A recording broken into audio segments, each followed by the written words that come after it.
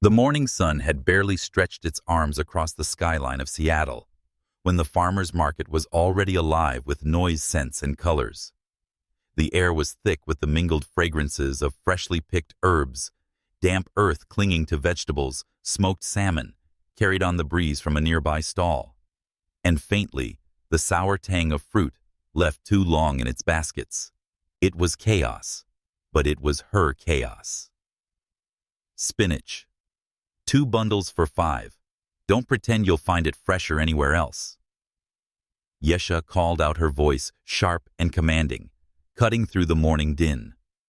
Her hands moved quickly, weighing bunches of kale, tightening knots around paper bags, exchanging coins with customers who dared not haggle. Yesha Johnson was not the kind of woman one could bargain with. She was beautiful, stunning even, but the kind of beauty drew both admiration and envy. Smooth skin was the color of roasted coffee beans. Her hair was always pulled into a high puff that showed her sharp cheekbones, and her eyes glinted like polished obsidian whenever she lifted her chin to meet a stranger's gaze. It wasn't just her looks, it was her presence. Yesha carried herself with the energy of a woman who had no time to bow or beg. "Lord, that girl," muttered a vendor from across the lane, her lips twisting as she arranged jars of honey. So pretty, yet here she is stuck in the market waste of a face. Yesha heard. She always heard. Her ears were sharp and her tongue sharper. She turned her head, narrowed her eyes, and flashed a wicked smile. "Sweetheart," she roared, her tone dripping with faux sweetness. "If you're unhappy with my face, I'm afraid there's nothing I can do. God didn't hand out blessings evenly. Don't worry, maybe he saved a little honey for you." Laughter rippled from customers within earshot. A teenage boy nearly dropped the zucchini he held, caught between embarrassment and delight. Yesha winked at him, her mischief doubling. "Now, young man, are you here for zucchini, or do you have another craving?" The poor boy flushed crimson. "It's for dinner. My mom's stew." Yes. Dinner." She smirked, sliding 2 shiny zucchini into his bag.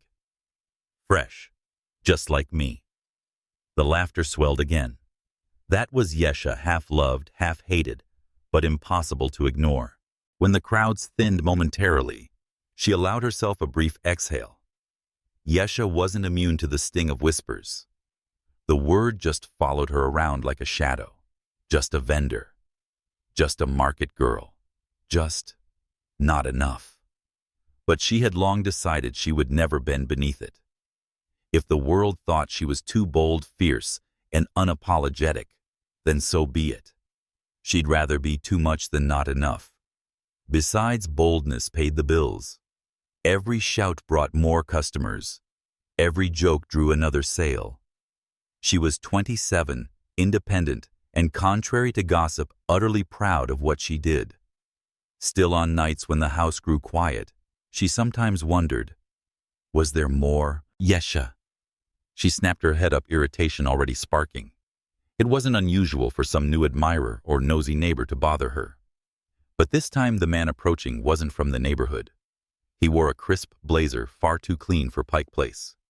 His shoes shone like he'd polished them this morning, and his hair was slicked back in a way that screamed office boardroom rather than vegetable stand. He looked lost amid the earthy chaos of the market, like a pearl dropped in mud. "Yesha Johnson?" he asked. "Yes." "Who's asking Joel Miller?" "I'm the manager at Aurora, the fine dining restaurant in downtown Seattle. One of your longtime suppliers recommended you." He extended his hand. "We want to offer you a contract as our exclusive produce supplier." For once, the market seemed to be still. Other vendors froze mid-transaction, customers turned their heads, and even the gulls overhead quieted for a heartbeat. "Exclusive?" Yesha repeated, her brow arched. "Yes, we've heard your quality is unmatched. We don't want just anyone. We want you." She tilted her head, scanning him from head to toe, suspicious. "Do you realize what you're saying? If I take this, plenty of people around here will hate me more than they already do. I'll be accused of trying to swallow the whole market." Joel gave a measured smile. "We're not here for friendship, Ms. Johnson. We're here for reliability. And you know how rare that is." For a long moment, she didn't answer. A vendor across the way muttered something under her breath, and Yesha caught it. "Sell out." Her lips curved into something between defiance and triumph. Finally, she smirked. "I'll consider it. But understand this, if I agree, I won't do it at the cost of the people here. I'll find a way to make sure they get their share too. That's my condition."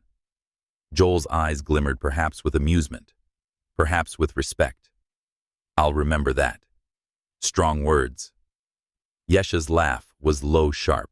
"Oh, honey, words are the only thing I've ever had in excess." That evening, she dragged her tired feet through the narrow porch of her family's townhouse. The Johnson home was modest, a little weathered, but alive with noise. "Dad," she shouted, opening the gate before I collapse under these bags, balancing two overstuffed collard greens crates. From inside, her father's voice thundered back. "Lower your voice, girl. The whole neighborhood already knows you run that market." The gate finally creaked open, revealing Rodney Johnson, broad-shouldered. Even in his 60s, his gruff face breaking into a reluctant smile. "You'll wake the neighbors. Neighbors already gossip." Yesha shot back, marching inside. "I'd like to give them something tangible to talk about." Her mother. Mercy emerged from the kitchen with a dish towel over her shoulder. "Don't sass your father, child. Sit. Eat first, argue later." Yesha obeyed, collapsing into a chair, her energy finally unraveling. Around this table, she didn't need armor.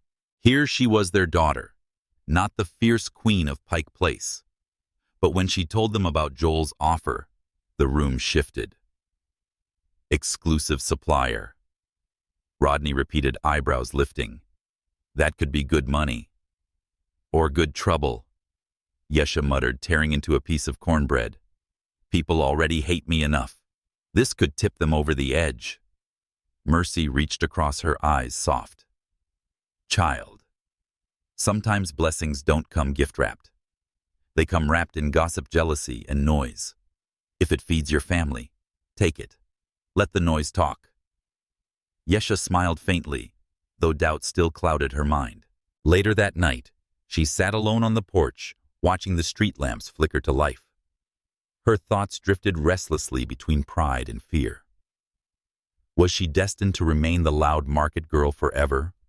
Or was there something else on the horizon? The faint roar of an approaching SUV pulled her from her thoughts. She frowned, leaning forward. A sleek black vehicle slowed as it passed her street, then disappeared. Strange. Few cars like that ever drove through this side of town. She didn't know it yet, but inside that car was the ghost of her childhood, the boy she once despised, who had grown into a man carrying secrets far larger than she could imagine. A man who within days would stand in front of her stall again and change everything. The morning broke colder than usual, with a mist rolling off Elliott Bay and draping itself over the city like a reluctant veil. The streets near Pike Place buzzed as they always did, but a car cut silently through traffic somewhere deeper in the city. Inside sat a man who had been away too long. Vince Morgan adjusted the cuff of his tailored shirt as the skyline sharpened into view. Seattle. The place he had run from as a boy, the city he had only ever revisited in memory. His reflection in the tinted window looked older, sharper, though his eyes carried something that even success hadn't erased: an unfinished story. He hadn't told anyone, not even his board of directors, why he insisted on returning now.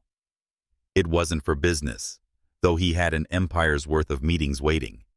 It wasn't for leisure either. He was here because of a restless thought that had refused to let him sleep for years. A face from childhood, a voice too sharp to forget. Yesha Johnson. By the time Vince reached Pike Place, The market was already alive. The colors, smells, and noise are so familiar, yet so foreign. He entered the crowd, his polished shoes drawing stares among scuffed boots and sneakers. His crisp suit seemed almost indecent here, but he didn't care. His eyes swept over the maze of stalls until they stopped. There she was. Yesha stood at her stall. Sleeves rolled her laugh sharp as glass as she handed a bundle of collards to an older woman. She was exactly as he remembered, and not at all. Taller, stronger somehow. Her hair caught the gray light like polished obsidian, and her voice carried fierce and unapologetic. He almost smiled. Almost. "Excuse me," he said, stepping closer. Her head turned. Recognition flickered, first surprise, then suspicion, then irritation. Oh, Lord above, tell me I'm hallucinating. "Vince Morgan. You remember," he said quietly. How could I forget the boy who tattled on me for cutting his toy's hair? The snitch of the century. The corner of his mouth tugged upward. And you were the girl who swore vengeance over a doll. Some things never change. Her eyes narrowed. You didn't come back here to revisit grade school drama, did you? No, he said, his tone steady. I came back for unfinished business. Yes, if your unfinished business is kale or zucchini, you're welcome to buy. Otherwise, she pointed at the crowd behind him. You're blocking my customers. The people nearby chuckled under their breath. Vince only inclined his head unbothered. Same fire, he murmured. Same voice. Her cheeks flamed, though she masked it with annoyance. Don't romanticize my temper. It won't soften for you. By noon, the market had grown chaotic. Vince didn't leave. He lingered, helping when he shouldn't have, carrying crates unasked, drawing attention that made Yesha's blood boil. Vince, this isn't Wall Street. You don't belong here, she hissed as he set down a box of apples more carefully than she thought possible. And yet, he said, dusting his hands, I'm managing just fine. You're a guest. Guests don't muscle into other people's work. He tilted his head, eyes gleaming. Maybe I don't want to be a guest. Something in her chest clenched, though she buried it beneath another sharp retort. Well, too bad. This isn't your playground. Their words sparked like flint against steel, and though the air smelled of oranges and fried fish, something heavier hung between them, an old rivalry transforming into something neither wanted to name. It didn't take long before the market began to buzz. That's Vince Morgan, the investor, a billionaire in this market. What's he doing with her? Maybe she's got more than vegetables in her basket. Yesha's ears burned with every whisper. She had always borne gossip like a badge of honor, but this was different. These weren't the usual digs about her beauty wasted on a stall. These were sharper, uglier, jealous suspicions, wrapped in laughter. When she caught Vince overhearing, she expected him to bristle. Instead, he met her gaze calmly, as if the rumors had no power. Doesn't it bother you? She demanded later when the crowd thinned. What? The things they say. No. His answer was quiet but firm. What people whisper has never defined me. Has it defined you? She stared at him, stung. Because it had. That evening, Yesha stormed into her parents' kitchen, ranting about arrogant men in pressed suits invading her stall. Rodney chuckled, stirring his stew. Sounds like you're talking about Vince Morgan. Her mother's eyebrows lifted knowingly. Back in town, is he? Yes, and apparently he thinks the market is his gym. But when Vince showed up at their door not an hour later, bearing a bottle of wine far too expensive for their table, Yesha's fury doubled. Don't even think you're charming your way into my family, she hissed as her parents welcomed him. Too late, he murmured, lips curving. They already like me. And indeed, Mercy beamed as she handed him a plate. You're thinner than I expected, Vince. Eat. You must be starving. Yesha sat stiffly, fork clutched like a weapon. Vince sat opposite her, composed as ever, every word measured. Yet beneath the politeness, his eyes never strayed far from her. Later that night after supper, Yesha stepped onto the porch to escape the warmth of too much family and too many questions. The air outside was sharp with salt and rain. She thought she was alone until she heard his voice. You haven't changed. She spun. Vince leaned against the railing, jacket off sleeves, rolled hair slightly undone. He looked less like the billionaire she imagined, and more like the boy she once knew, though taller, steadier, infinitely more complex to dismiss. Don't start, she muttered. I'm not starting anything. I'm just noticing. You're still the same girl who doesn't bend. Her jaw tightened. And you're still the same boy who thinks he knows everything. His gaze softened, surprising her. No. I only know one thing with certainty: leaving without saying goodbye to you was my biggest mistake. The words lodged like a thorn in her chest. She opened her mouth to fire back, but nothing came. For once, Yesha Johnson, the girl who always had a retort ready, was speechless. And Vince, seeing her silence, only stepped back, offering her the night, instead of pushing further. But even as the air between them shifted, a darker undercurrent ran through the city. Joel, the restaurant manager, had been watching. His offer to Yesha was not just business, it was a gamble. If she rose, others would fall, and not everyone would be pleased. And somewhere in the market crowd, earlier, a pair of eyes had lingered too long on Vince. And Yesha eyes belonging to someone who had no intention of letting their story unfold peacefully. The night ended with Yesha staring at her seething heart, unsettled. For all her bravado and her certainty that she didn't need anyone, one truth pressed against her ribs like a secret trying to break free. Vince Morgan was back. And whether she admitted it or not, her world had already begun to tilt. The third morning of Vince's return dawned clear and golden, the kind of rare Seattle day when the sky had not yet learned how to weep. Sunlight spilled across the stalls at Pike Place, igniting the bright colors of produce and flowers, until the market looked less like a business and more like a painting. Yesha, however, was in no mood to admire beauty. She was too busy glaring at the tall figure who had already beaten her to her stall.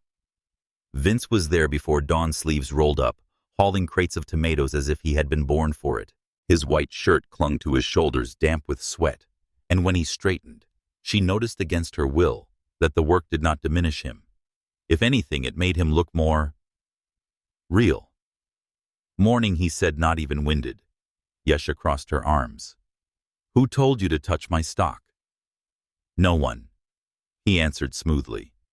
But it will save you a little time. Her brows lifted. Save me time. You think I can't handle this? Not at all. His eyes held steady. You handle too much. You shouldn't always have to. The words hit her harder than she expected. She fought the warmth threatening to creep up her throat and instead scoffed. Cute line, but in case you've forgotten, this is my market stall, not your gym. Put the box down before you break something. But Vince only smiled faintly and perfectly aligned the crate with the others, as if to prove a point without saying a word. By midday, the crowd pressed thickly around the stall, and Yesha's temper sharpened. She barked orders at Vince without pause. Stack the cucumbers higher. No, not like that. They look like they're fainting. Straighten them. And hurry. Take that basket of kale to the front before it wilts in the sun. Careful, don't bruise the leaves. And for heaven's sake, smile less. You're scaring my customers with that billionaire smirk. Each time, Vince obeyed without complaint. His large hands moved with surprising gentleness, his quiet nods infuriating her more than if he had argued back. You're impossible, she muttered, as he rearranged the spinach with surgical precision. And yet, here I am, he replied mildly. The customers loved it.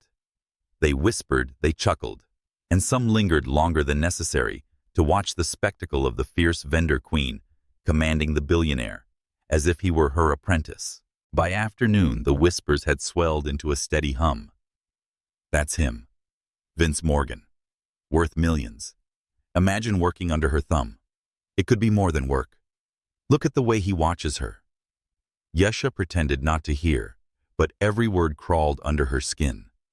Pride had always been her armor, and now she felt cracks forming, because the whispers were not entirely wrong.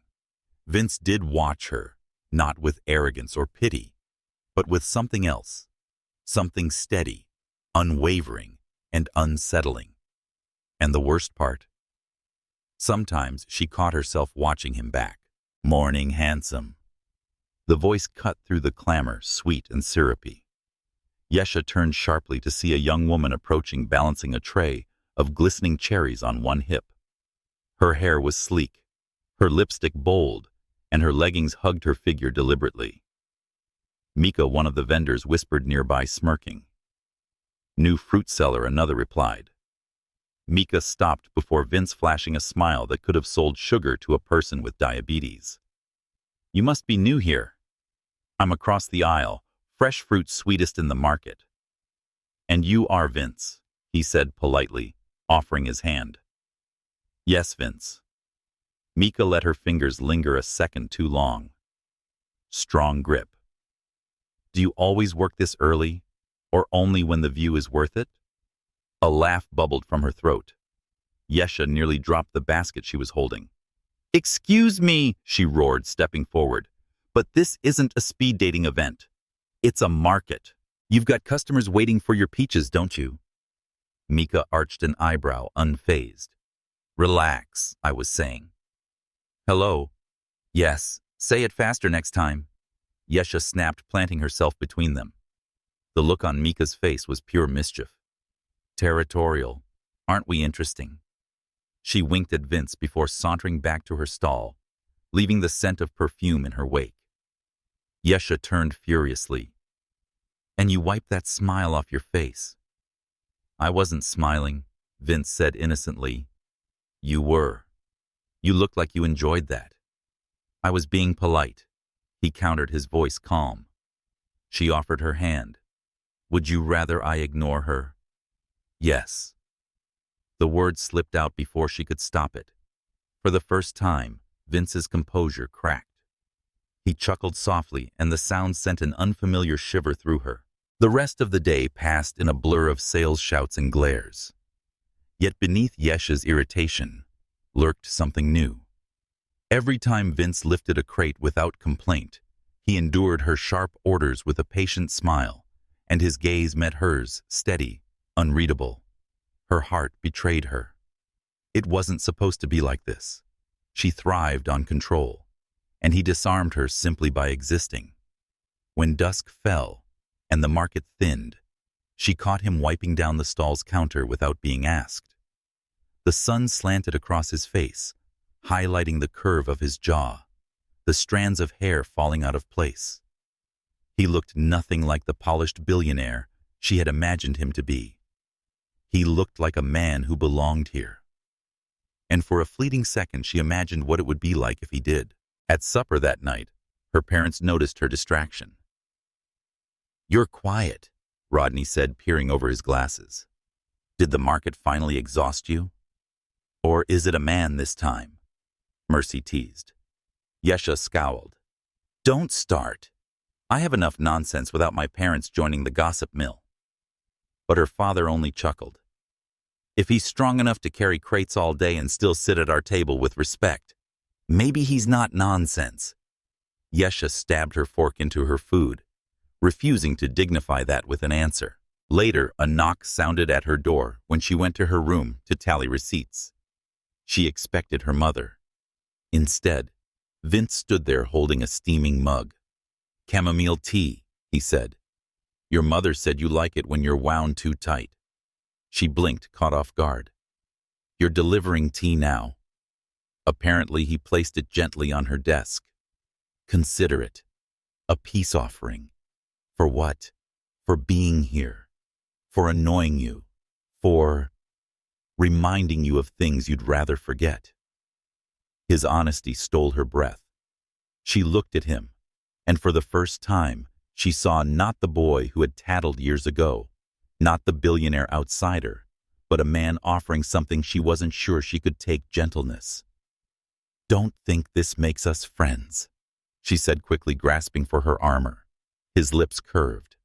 "Of course not." He turned to leave, pausing only long enough to add, "But one day, Yesha, you'll stop fighting me long enough to realize you don't hate me anymore." She froze, heat rushing through her chest, unable to respond.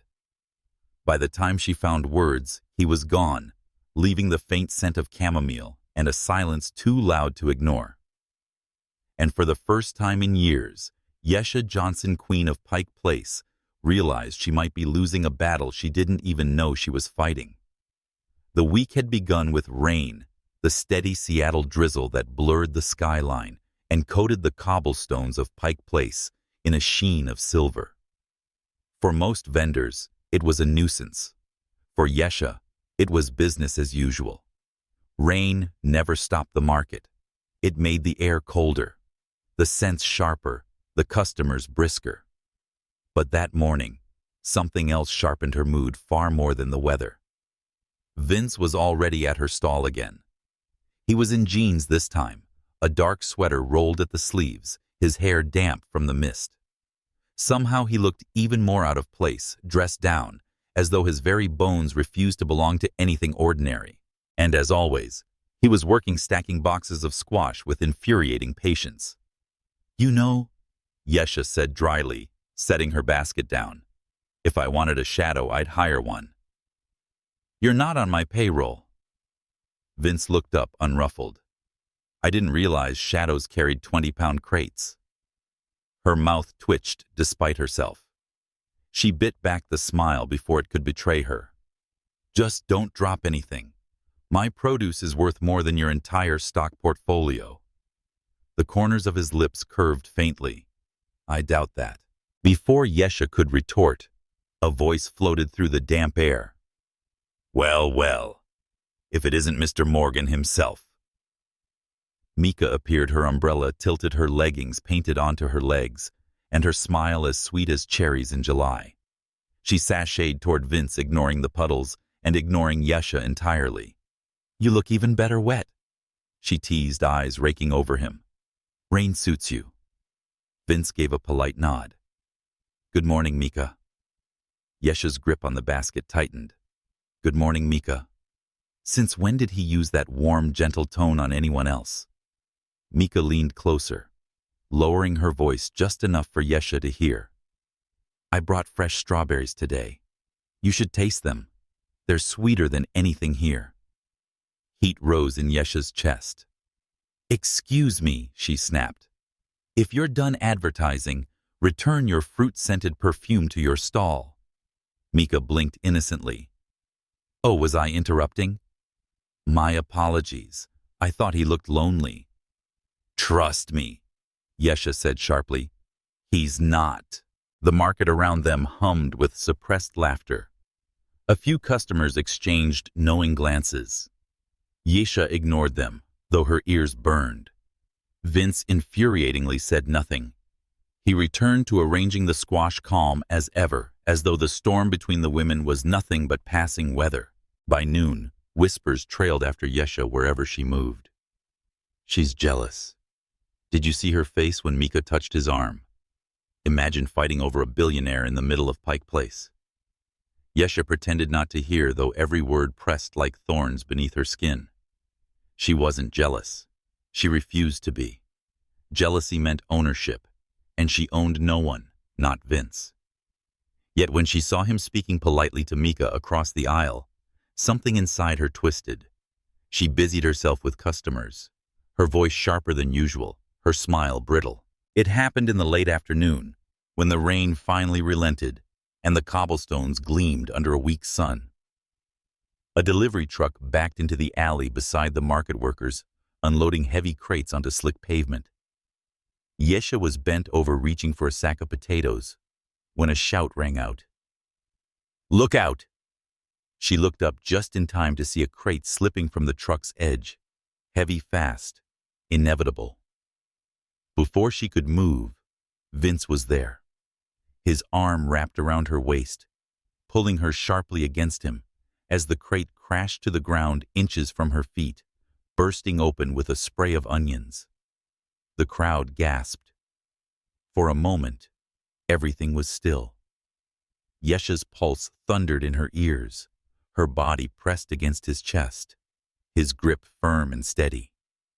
His scent was rain warmth and something unfamiliar that felt like safety. "You okay?" He murmured, his voice low, his breath brushing her temple. She forced herself to step back, heat flooding her face. "I'm fine." "You didn't have to." "You're welcome," he said. The gentle and unadorned words disarmed her more than any grand gesture could have. For the rest of the day, Yesha moved like a woman unsettled. Every time she glanced at Vince, she remembered the weight of his arm, the steadiness of his hold, the quiet certainty in his voice. It rattled her. When Mika reappeared later, chirping about her strawberries again, Yesha cut her off with a glare, sharp enough to slice through steel. Even Mika, bold as she was, stepped back. But the whispers only grew louder. "They're like fire and water. She'll burn him, you'll see." "No, he'll tame her." Yesha clenched her fists. She wasn't fire to be tamed. She wasn't anyone's conquest. And yet, the memory of his arm around her waist refused to fade. That night, as she sat on the edge of her bed counting receipts, she found her mind wandering. The numbers blurred. All she could see was the way Vince had looked at her, not with pity, not with arrogance, but with something terrifyingly sincere. Her mother's voice floated up from the kitchen. "You see the way he protects her? That's not business." Her father's reply was gruff but softer than usual. "He'd better mean it, or he'll answer to me." Yesha pressed her palms over her ears. She didn't need this. She didn't want this.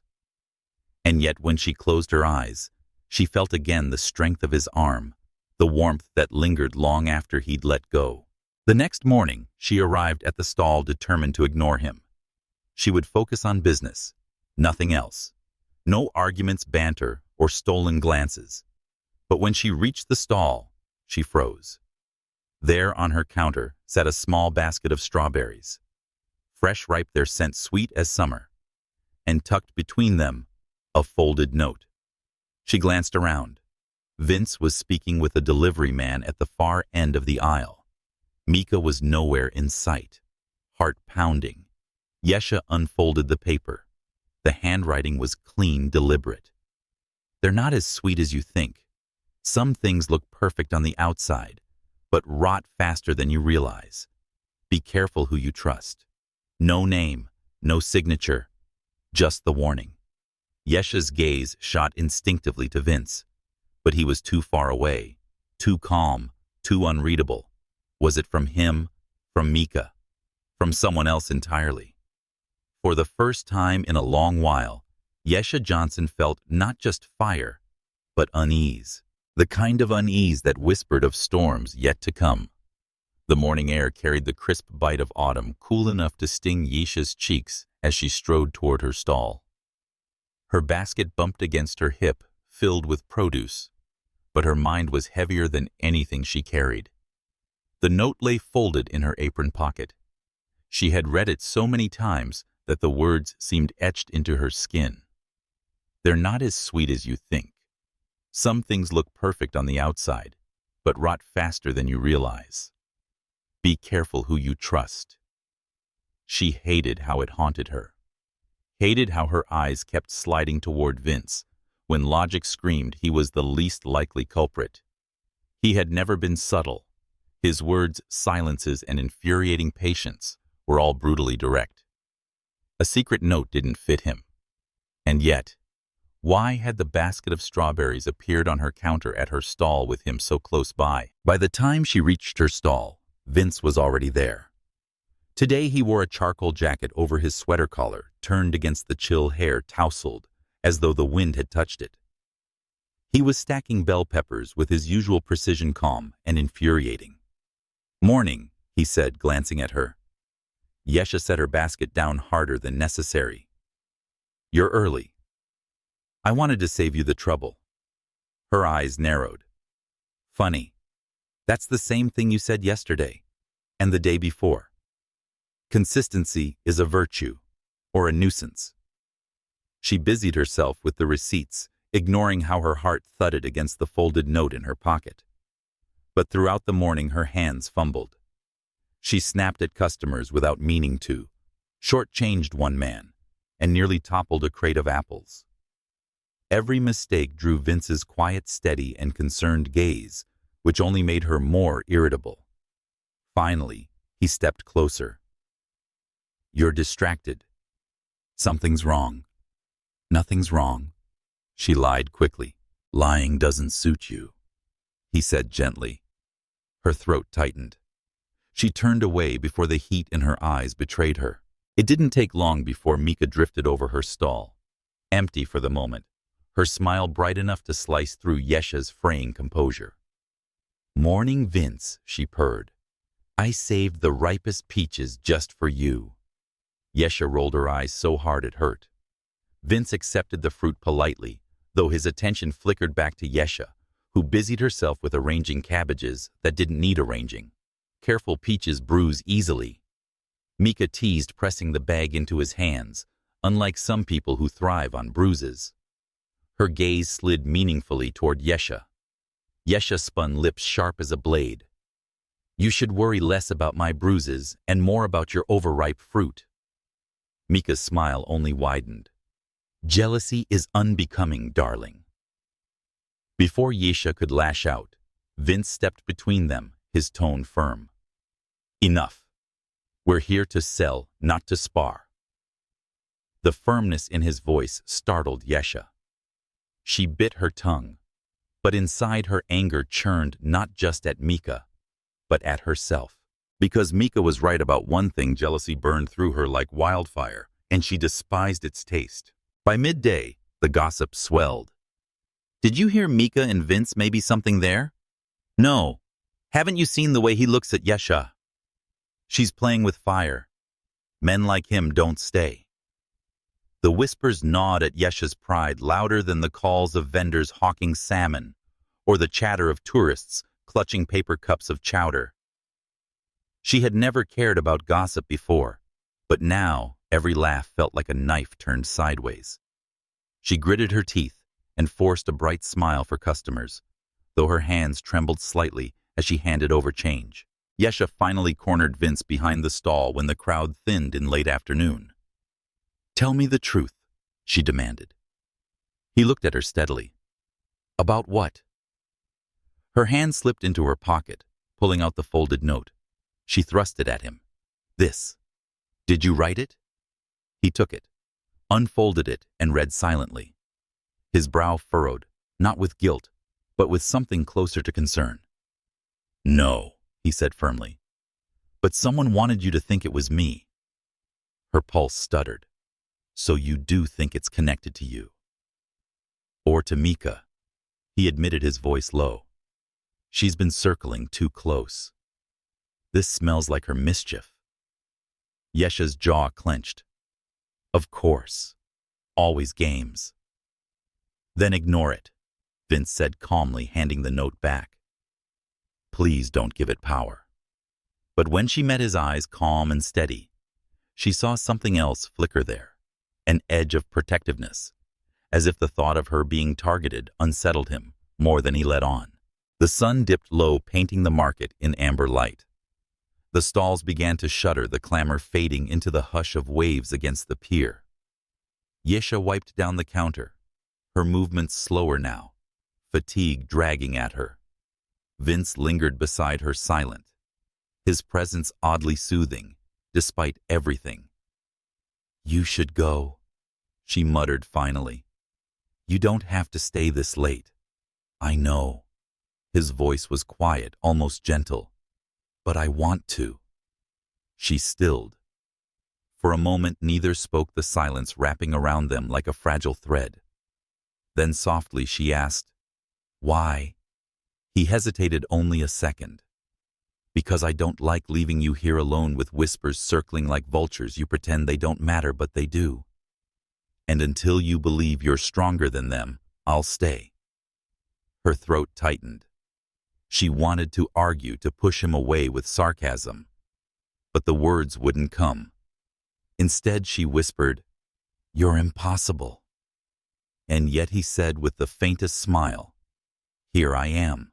That night, long after she returned home, Yesha found another note slipped into the pocket of her apron, one she hadn't noticed earlier.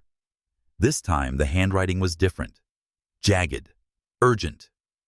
The accident wasn't an accident. Watch the crates. Someone wants to see you fall. Her hands trembled as she read. It wasn't just jealousy. It wasn't just gossip. Something darker was creeping into the cracks of her life, and for the first time, Yesha realized she might not be fighting only for her pride anymore. She might be fighting for her safety, and the one person she had sworn not to trust might be the only one standing between her and the storm to come. The paper was still warm from her grip, crumpled tight in her palm as Yesha lay awake that night. The words of the second note burned behind her eyelids. The accident wasn't an accident. Watch the crates. Someone wants to see you fall. She had faced gossip before, endured envy and side-eyed whispers. But this was different. This wasn't laughter behind her back. This was a threat. Her pride told her to dismiss it. But her instincts, honed by years of survival in a world that rarely gave mercy, told her to listen. When dawn broke, she tied her apron tighter, squared her shoulders, and promised herself no one would ever see her flinch.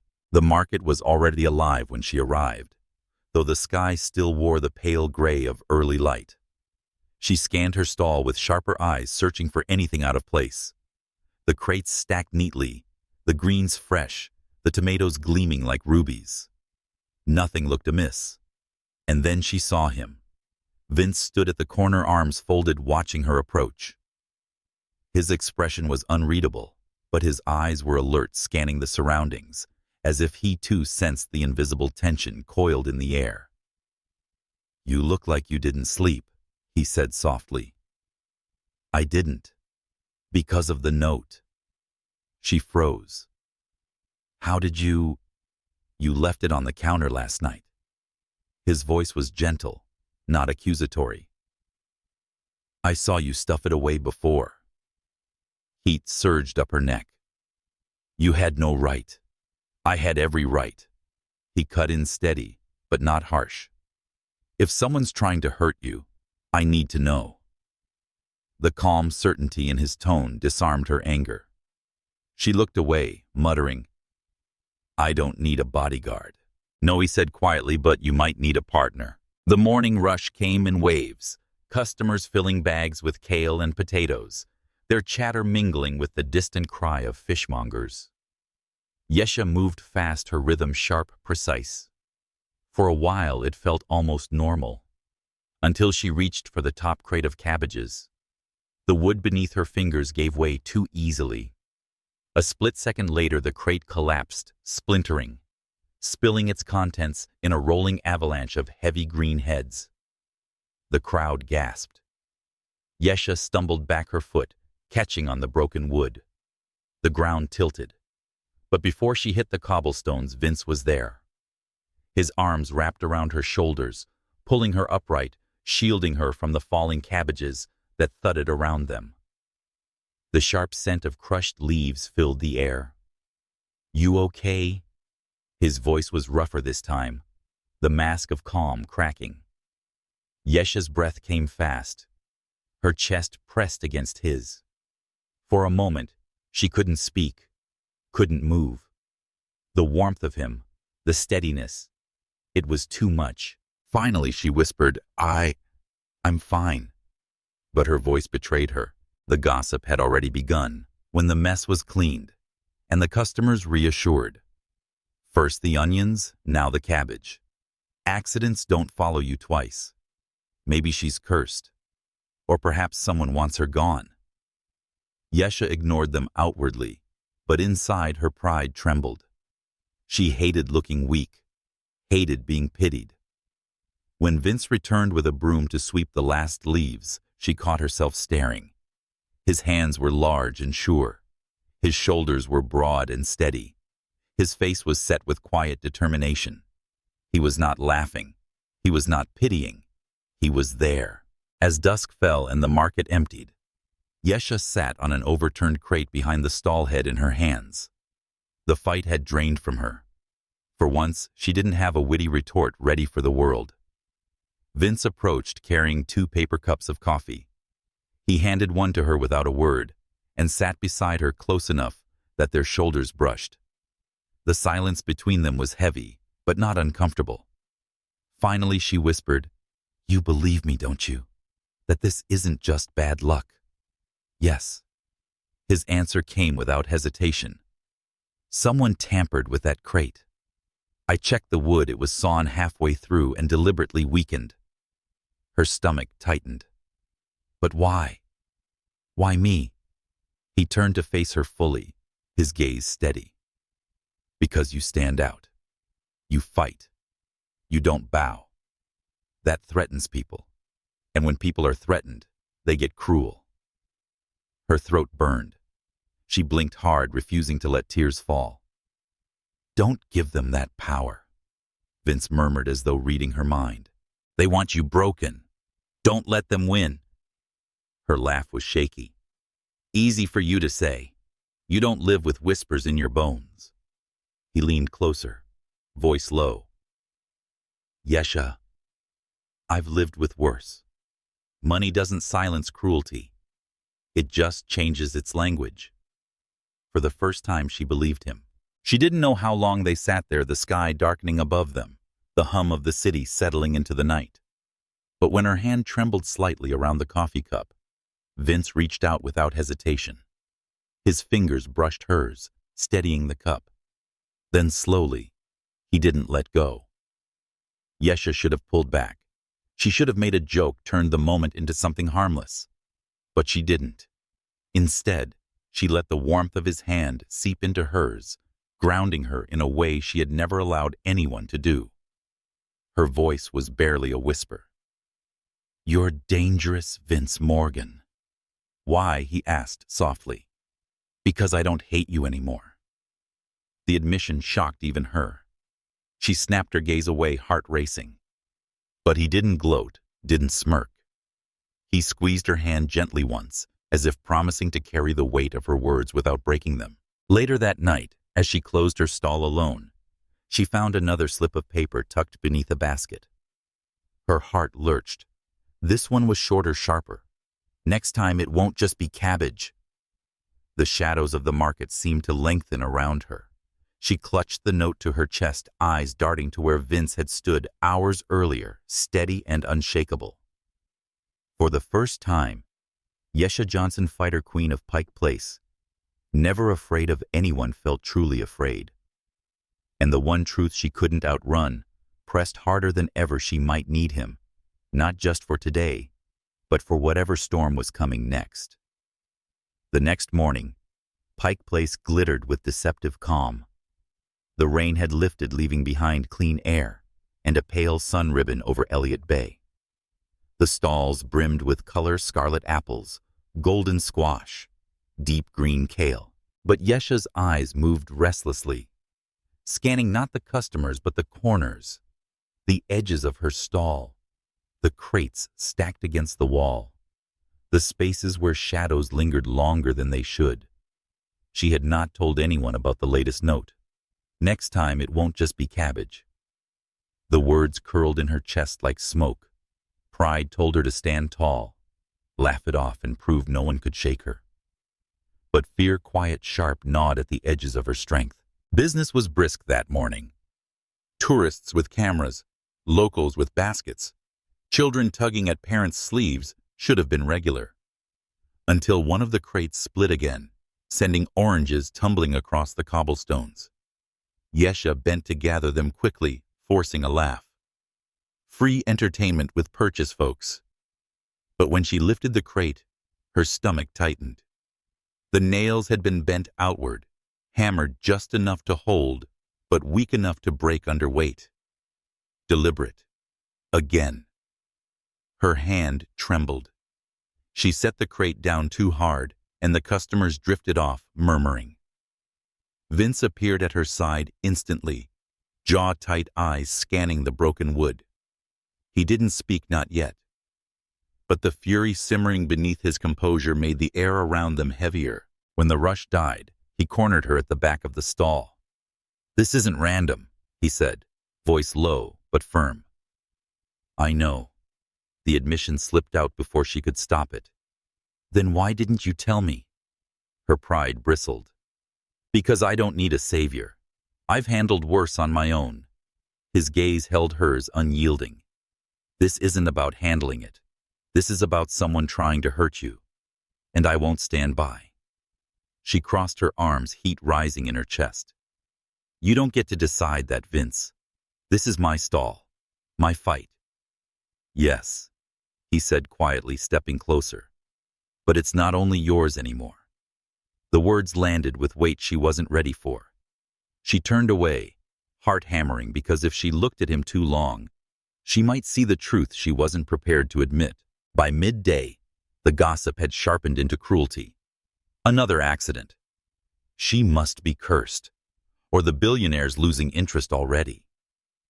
Yesha clenched her jaw, smiling too brightly at customers, forcing her laughter sharp as broken glass. But when she heard one voice mutter, "She won't last here much longer," something inside her snapped. She slammed a basket of potatoes onto the counter. "Say it louder."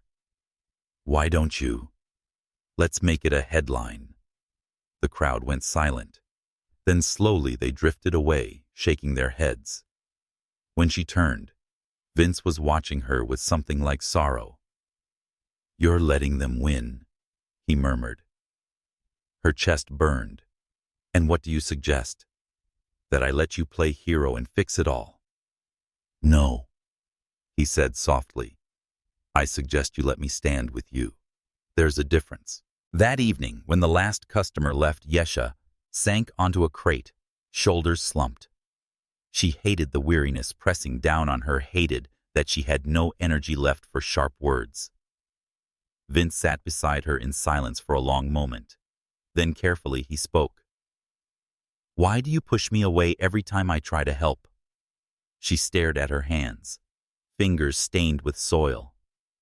"Because if I let you in, Vince, I admit I can't do it alone. And I've built my whole life on proving that I can." His voice softened. "Strength isn't about standing alone. It's about knowing when not to." She closed her eyes, breath shuddering. "You don't understand." "I do." His hand brushed against hers, tentative, waiting. "Because I've spent years surrounded by people, but still alone. Wealth doesn't change that. Power doesn't either. But you—" His voice faltered, then steadied. "You make me want to stay." Her heart lurched. The air between them thickened heavy with unsaid words. She turned to him, eyes blazing with something she couldn't name. "Why me? You could have anyone. Someone softer.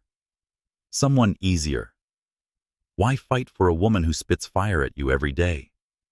"Because the fire doesn't scare me," he said. "It draws me." Her breath caught.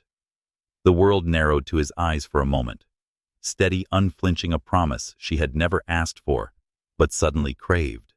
She wanted to say it, to confess the truth clawing at her chest. But before the words could form, a shout echoed across the market. Mika's voice, sharp and triumphant. "Yesha, you should check your stall. Looks like someone left you another gift." Yesha's blood ran cold. She shot to her feet, Vince following instantly. At the edge of her stall sat a crate, new, unfamiliar. A red ribbon tied neatly around it, mocking in its cheerfulness. Her hands shook as she reached for the lid. "Don't," Vince warned, gripping her wrist. But her pride pushed her forward. She tore the lid back. Inside lay a pile of wilted vegetables, rotting, their stench rising thick and acrid. And nestled in the center, a single card. "You won't last. Walk away or be buried."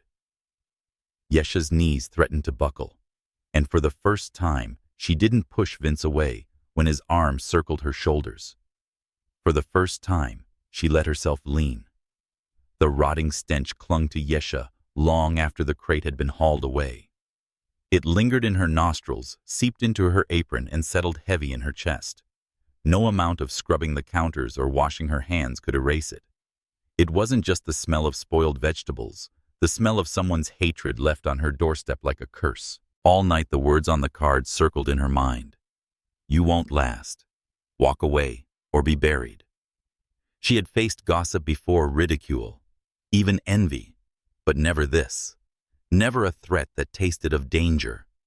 And for the first time in years, Yesha Johnson, queen of Pike Place, wondered if she could still stand tall tomorrow. She forced herself out of bed when dawn broke, tying her apron like armor. Pride refused to let her cower. She would show up, she would sell, and she would laugh louder than the whispers.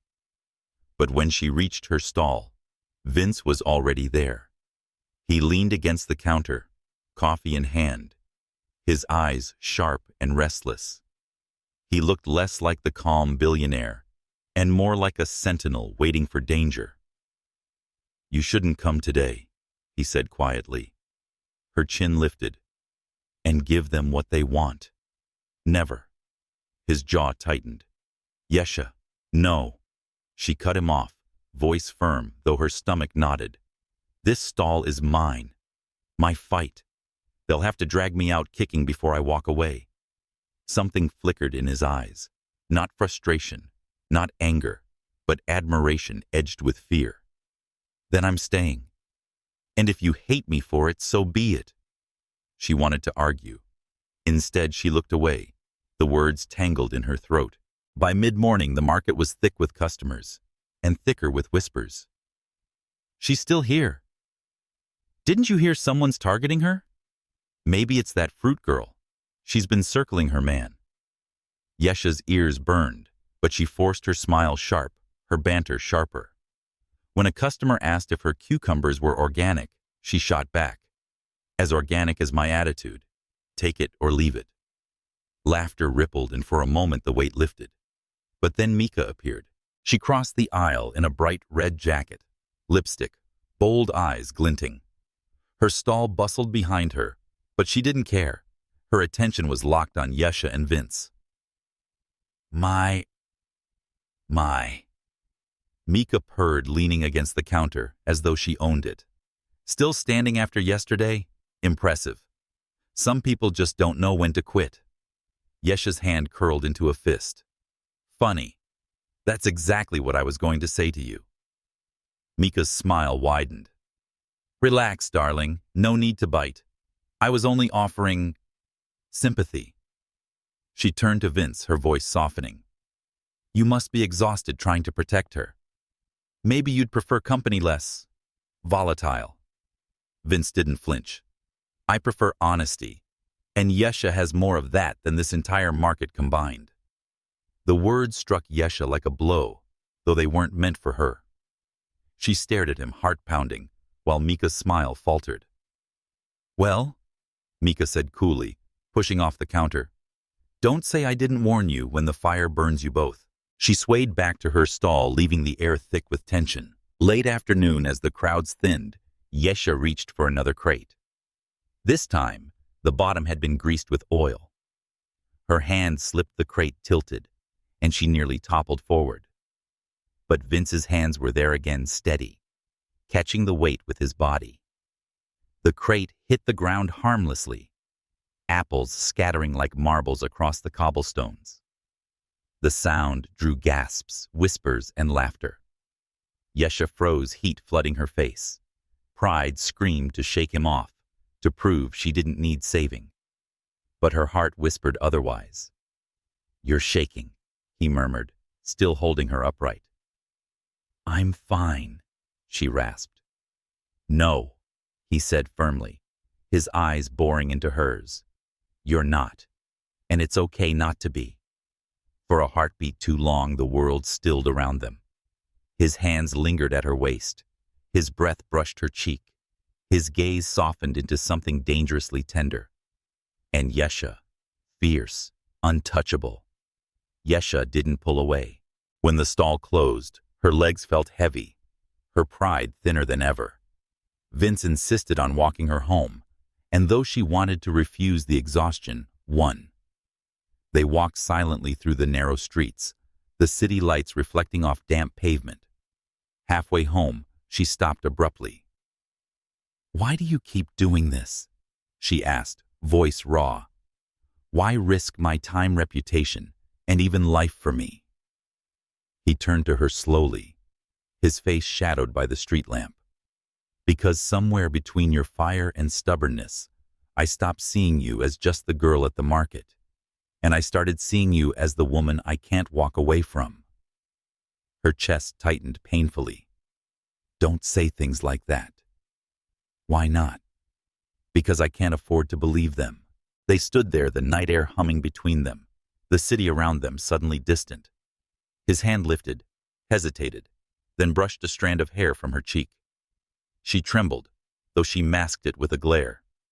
"You don't have to be afraid of me," he whispered. "I'm not afraid of you," she shot back. "I'm so scared of myself." His thumb lingered at her jawline, his face inching closer, the space between them shrinking until she could feel the warmth of his breath. For the first time, Yesha didn't want to fight. For the first time, surrender felt less like weakness and more like relief. Her eyes fluttered closed. And then, "Hey, Vince!" a voice called from across the street. They jerked apart. Joel, the restaurant manager, strode toward them, waving. "I've been looking everywhere. We need to talk urgent business." The moment was shattered. Yesha stepped back, her armor snapping into place, her voice sharp again. "Go, your world's calling." Vince looked at her, regret flickering in his eyes, but nodded. "I'll be back." As he walked away with Joel, Yesha pressed a trembling hand to her lips, heart racing. She had almost kissed him, nearly let herself fall, and it terrified her more than any threat ever could. The market that morning felt different. The air was heavier, charged with something unseen but undeniable. Yesha sensed it when she set her basket down. The way vendors glanced at her, stall customers whispered before approaching, and Mika's stall across the aisle seemed to hum with anticipation. She had grown used to gossip, but this was sharper. It cut like glass, slicing through her pride, leaving her bleeding in places no one could see. Still, she lifted her chin, tied her apron tighter, and arranged her vegetables with hands that refused to tremble. The first hour passed without incident. Customers bought their usual bundles, carrots, spinach, onions, and she delivered them with sharp wit and quicker smiles, armor against the shadows. But then an older woman leaned close and whispered, "Child, maybe you should leave this place. The market eats those who stand too tall." Yesha froze, her throat tightening. She forced a laugh, dismissing it, but the words followed her like ghosts. By mid-morning, Mika made her move. She strolled across the aisle, her red heels clicking against the cobblestones, her smile too wide. "Well, darling," she said sweetly, "you're braver than I thought. Still here even after all those accidents." Yesha didn't look up from the crate she was arranging. "Takes more than rotten fruit to scare me." Mika's eyes gleamed.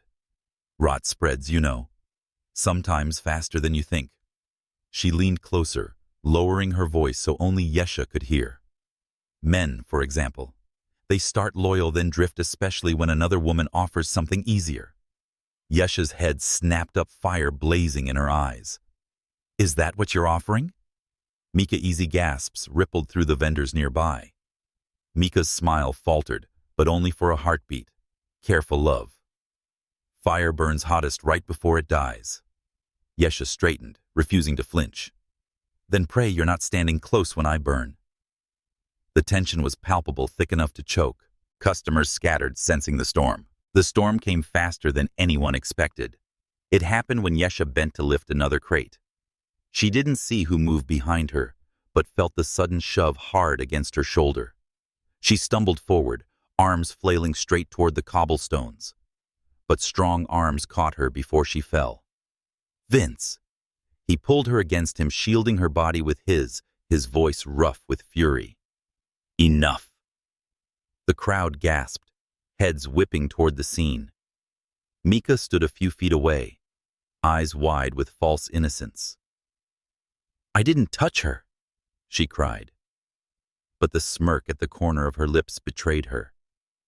Yesha's chest heaved as she clung to Vince, her pride too shaken to push him away. "Are you hurt?" He whispered, his hand firm at her waist. She shook her head, though her voice trembled. "Just shaken." His gaze burned into hers. "No one will touch you again. Not while I'm here." The words hung between them, heavy with promise. The market seemed to fade. The whispers, the stares, the cobblestones, even Mika's scowl. There was only him. Only the way his hand held her steady, and his eyes searched hers, as though she were the only truth in the world. And before she could summon a sharp retort, before pride could raise its walls, Vince lowered his head. His lips met hers. It was not gentle. It was fierce, desperate, born of weeks of tension, of words unspoken and feelings denied. Yet within the fierceness was tenderness, an unspoken vow, a plea, a truth he could no longer contain. Yesha stiffened pride, screaming at her to pull back. But her heart betrayed her, surging toward him, answering his fire with her own. Her hands curled into his jacket, pulling him closer. For one breathless moment, the world ceased to exist. Gasps and murmurs rippled through the crowd. Someone dropped a basket. Someone else laughed nervously. But Yesha didn't hear them. When Vince finally drew back, his forehead rested against hers, his breath ragged. "I couldn't stay silent anymore." Her lips tingled, her pulse thundered. Her mind spun. She should have pushed him away, mocked him, broken the moment with sarcasm. That was her way. But all she could whisper was, "You're insane." His smile was faint, trembling. "Maybe. But I'd rather be insane with you than sane without you." Her chest ached. She wanted to deny him, to rebuild her walls. But the taste of him lingered, the warmth of his arms still around her. And for the first time, denial felt impossible. Across the aisle, Mika's mask cracked. Her cheeks flushed red, her eyes narrowed to slits. She spun back to her stall, slamming fruit onto the counter so hard the peaches bruised. The gossip spread like wildfire. The entire market would know by sundown. The firebrand queen of Pike Place and the billionaire outsider had kissed right there, between crates of apples and spilled cabbages. Yesha's pride burned hotter than the gossip, but deep inside another fire flickered, one she could no longer pretend wasn't real. When the market closed, she sat on a crate, head in her hands. Vince crouched beside her, silent. Finally, she lifted her gaze. "You've made everything worse." He didn't flinch. "Or I've made it honest." Her throat tightened. "Do you know what they'll say about me now?" "Yes," he said softly. "But I don't care." The simplicity of it shattered her. She pressed her fists against her chest, trying to hold herself together. "I'm not good at this," she whispered.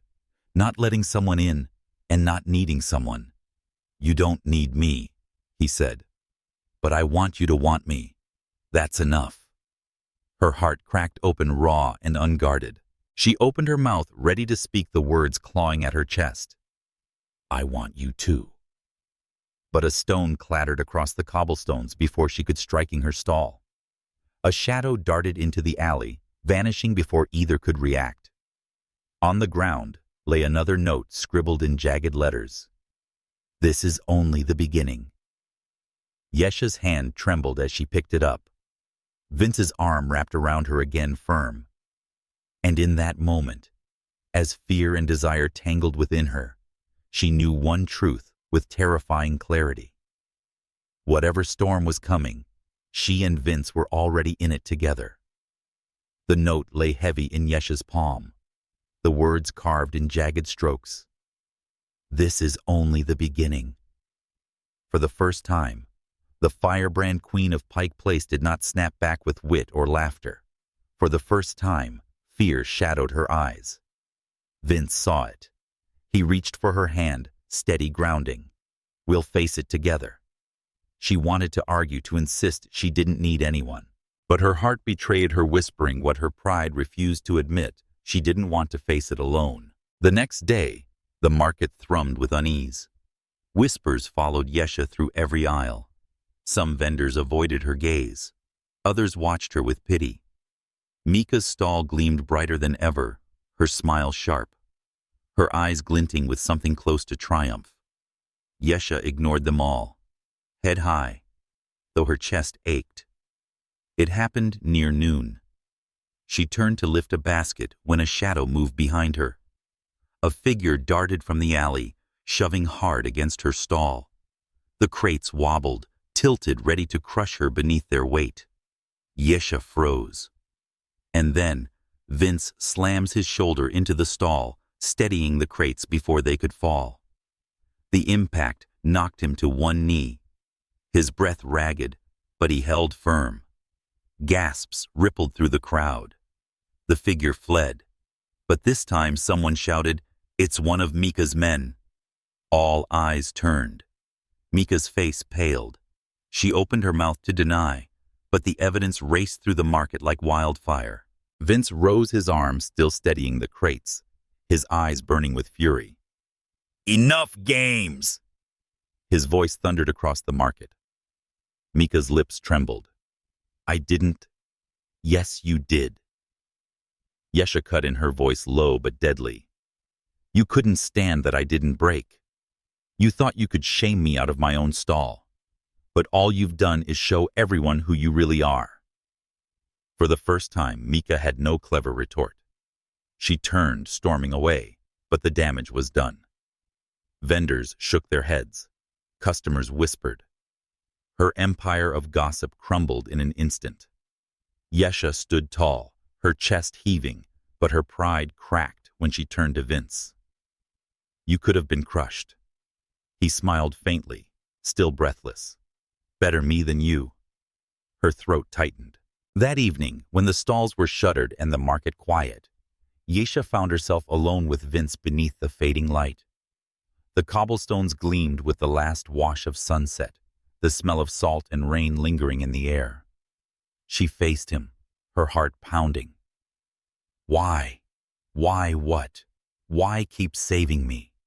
Why risk yourself again and again for someone who's done nothing but fight you, shout at you, push you away?"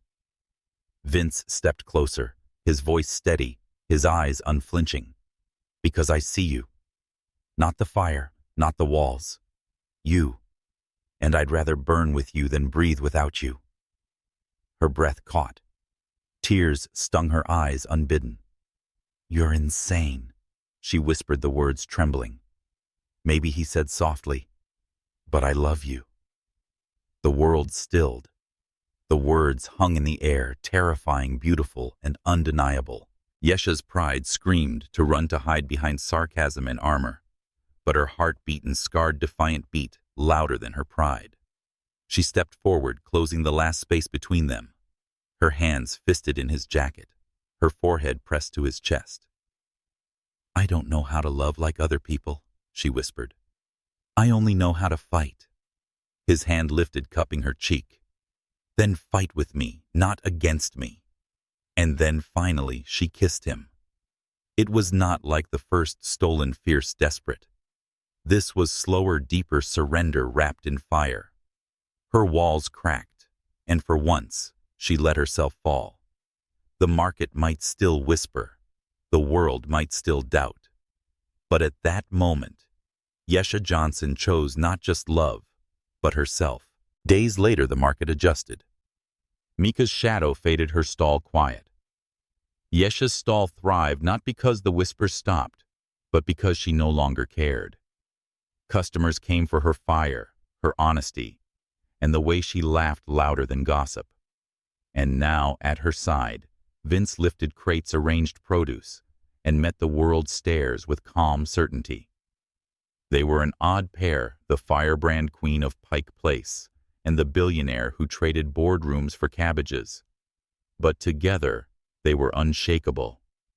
And at night, when the market lights dimmed and the city hushed, they sat side by side with cups of coffee, their laughter mingling with the sea breeze. Love had not made Yesha smaller. It had made her stronger. Strong enough to face enemies, strong enough to forgive herself, strong enough to let someone in. And Vince, who had returned to a city that no longer felt like his, had found a market, not just a woman, but a home. As Yesha leaned against him one evening, their baby tucked between them, she whispered, "We didn't just survive the storm, Vince. We became it." And he kissed her hair, smiling. Forever. Thank you for joining me if you have followed Yesha and Vince from the first page to now. Their love has just begun, and new winds are still waiting ahead. Leave your thoughts. Do you believe that love is strong enough to turn enemies into companions? If you want to continue to accompany love stories filled with drama, follow the channel and look forward to new journeys.